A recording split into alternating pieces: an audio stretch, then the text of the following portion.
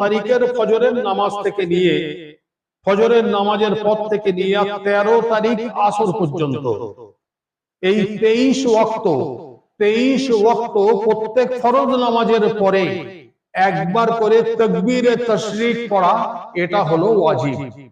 পুরুষদের জন্য উচ্চস্বরে, আর নারীদের জন্য, মহিলাদের জন্য আস্তে।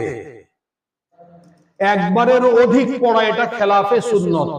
তার কারণ বিশ্ব নবী এবং সাহাবায়ে কেরামদের আমল একবার পড়া, অতএব একবারের বেশি পড়াটা এটা খেলাফে সুন্নত, মানে সুন্নতের পরিপন্থী। একবার পড়া ওয়াজিব, এবং বিশ্ব নবীকে ফলো করে, সাহাবায়ে কেরামকে ফলো করে সুন্নত আদায় হয়ে যাবে, ওয়াজিব আদায় হয়ে যাবে। তো প্রত্যেক ফরজ নামাজের পর, এই হাদিস পাকের মধ্যে যেহেতু প্রত্যেক ফরজ নামাজের পরের কথা বলা হয়েছে, প্রত্যেক ফরজ নামাজের পর